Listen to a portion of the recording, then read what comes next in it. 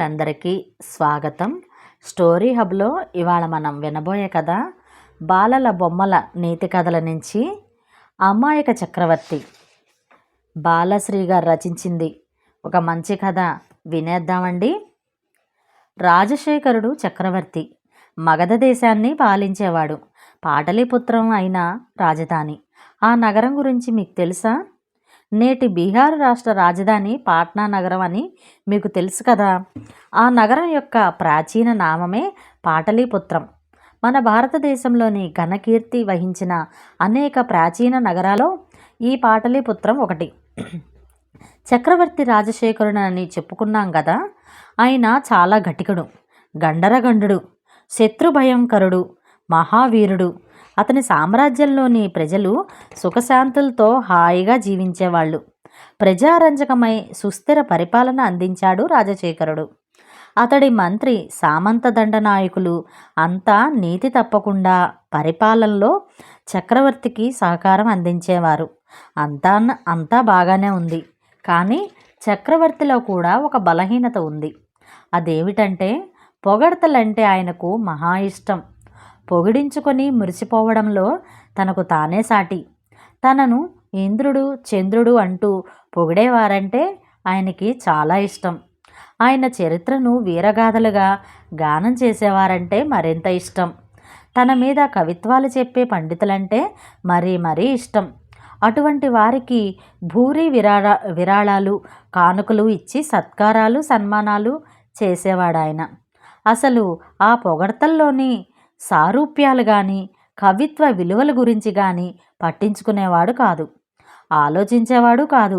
పొగడ్తలంటే చాలు ధన కనక వస్తు వాహనాల్ని బహుమతులుగా ఇచ్చి పారేసేవాడు. అమూల్యమైన దర్బారు సభా సమయంలో సగం పైగా ఈ భట్రాజు పొగడ్తలకే ఖర్చయిపోయి ప్రజా సమస్యలు చర్చకొచ్చేవి కావు. ఈ పరిస్థితి మంత్రి సామంతులకు నచ్చేది కాదు. ఎంత చక్రవర్తి అయితే మాత్రం చేతికి ఎముక లేనట్టు దాన ధర్మాలు చేస్తూ ఉంటే ఖజానా సంపద తరిగిపోకుండా ఉంటుందా? అలాగని పన్నులు పెంచితే బాధలు పడేది దేశ ప్రజలే. ఫలితంగా అల్లర్లు తిరుగుబాట్లు చెలరేగవచ్చు. ఏం చేయాలో అర్థం కాలేదు వారికి. చివరకు చక్రవర్తికి వాస్తవిక పరిస్థితుల్ని వివరించే బాధ్యతను పెద్దలంతా కలిసి ఆస్థాన విదూషకుడు ప్రభువుకు అత్యంత సన్నిహితుడు అయిన వీరబాహుకు అప్పగించారు. విదూషకుడు అంటే మీకు తెలుసు కదా, హాస్యగాడు. హాస్యాన్ని పలికించి నవ్వులు పూయించేవాడు. తన వాక్చాతుర్యంతో వెకిలి చేష్టలతో ప్రభువుల్ని సభికుల్ని నవ్వులతో ముంచెత్తేవాడు.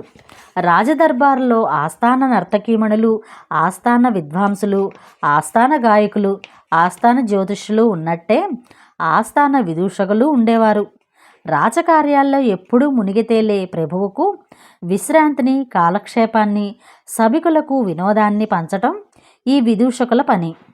అక్బర్ బాదుషా ఆస్థానంలోని బీర్బల్ గురించి మీరు వినే ఉంటారు. అలాంటి వారన్నమాట.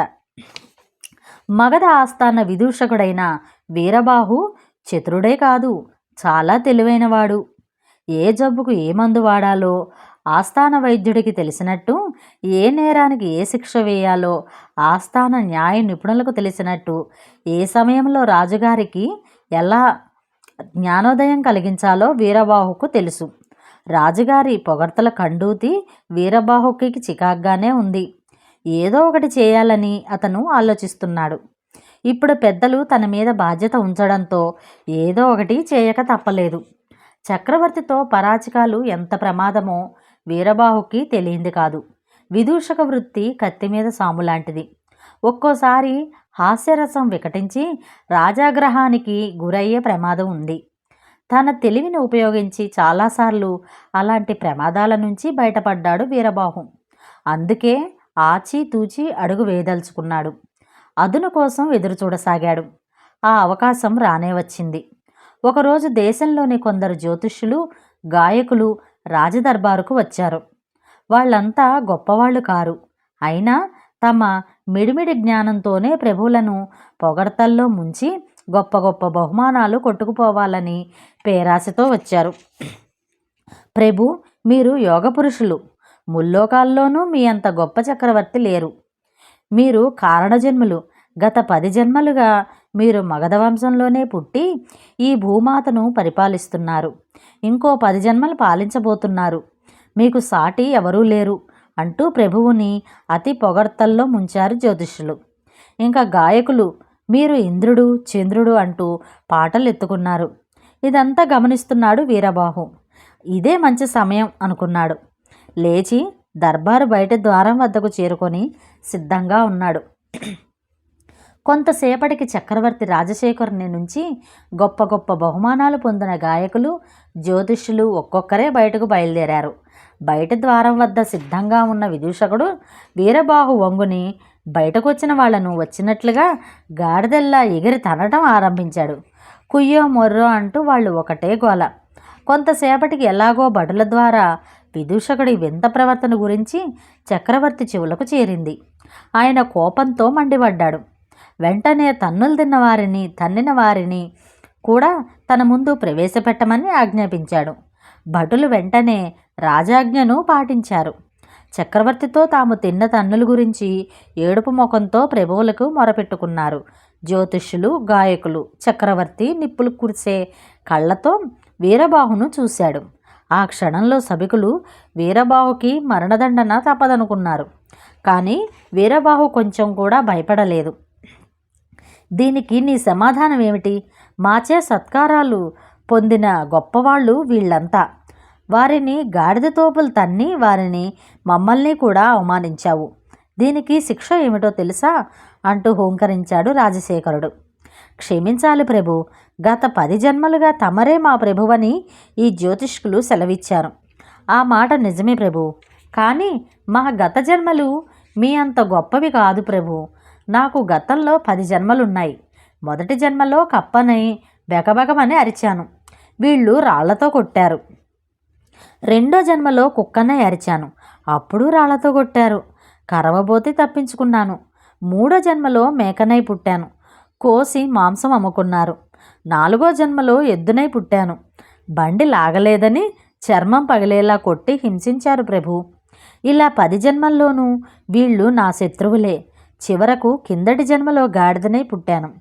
అప్పుడు వీపు మీద మోయలేనంత బరువు వేసి నేను నడవలేకపోతూ ఉంటే దుడ్డుకర్ర విరిగేలా రోజు కొట్టేవారు. నాకు వీళ్ళు జన్మజన్మల శత్రువులు. జంతువులుగా ఉన్నప్పుడు వీళ్ళనేమీ చేయలేకపోయాను. ఇప్పుడు మానవ జన్మ ఎత్తాక కూడా ఎలా ఊరుకోగలను? అందుకే గత జన్మల్లో చేయలేని పని ఇప్పుడు చేసి నా కసి కోపం చల్లార్చుకున్నాను. వీళ్ళు జ్యోతిష్యులు కదా, నేను చెప్పింది నిజమో అబద్ధమో వారిని అడగండి ప్రభు అంటూ తన తన్నులకి కారణాన్ని వివరించాడు వీరబాహు. అంతే, ఒక్కసారిగా సభ నవ్వులమయం అయింది. అతడి వాదన వినగానే జ్యోతిష్యులు గొంతులో వెలక్కాయ అడ్డం పడినట్లయింది. అవునంటే గత జన్మలో జీవహింస చేసిన పాపానికి ఈ జన్మలో శిక్ష తప్పదు. కాదంటే రాజుగారికి చెప్పిన 10 జన్మల కథ అబద్ధమని తేలిపోతుంది. ముందు నుయ్యి వెనుక గొయ్యి అయిపోయింది వారి పరిస్థితి. ఇక చేసేది లేక తమ తప్పును ఒప్పుకుంటూ వారంతా చక్రవర్తి పాదాల మీద పడిపోయారు. ఇచ్చిన బహుమానాలు వెనక్కి తీసుకోవటం గౌరవభంగం కాబట్టి వారందరినీ క్షమించి వదిలేశాడు చక్రవర్తి. ఆ నాటిక సభ చాలించి వీరబాహును తన మందిరానికి వెంట తీసుకువెళ్ళాడు. అప్పుడు పొగడ్తలు విని దానాలు చేయటం వల్ల రాజ్యానికి ప్రజలకు జరుగుతున్న నష్టం ఏమిటో ప్రభువులకి వివరించి చెప్పాడు వీరబాహు. దాంతో చక్రవర్తి అమాయకత్వం తొలగిపోయింది. తన కళ్ళు తెరిపించిన వీరబాహుకి వజ్రాల హారం బహుమతిగా ఇస్తూ ఉంటే నిరాకరించాడు వీరబాహు. ప్రభు, తమ ఏలుబడిలో అంతా సుఖంగా ఉన్నాం. దేనికి లోటు లేదు. ఈ బహుమతుల్ని ప్రజల సంక్షేమానికి వినియోగించండి అని ప్రార్థించాడు. ఆ రోజు నుంచి చక్రవర్తి పొగడ్తలను పట్టించుకోవడం మానేశాడు. చూసారా పిల్లలు, దీనివల్ల తెలిసేది ఏమిటంటే పొగడ్తలకు పొంగిపోతే విచక్షణ జ్ఞానం నశిస్తుంది. అమాయకత్వం దోపిడీని ప్రేరేపిస్తుంది. కాబట్టి పొగడ్తలకు దూరంగా ఉండటం అన్ని విధాలా మంచిది. ఇంతటితో ఈ కథ సమాప్తం. ఒక మంచి మాట విందామా? నీకు సహాయం చేసిన వారిని మర్చిపోవద్దు.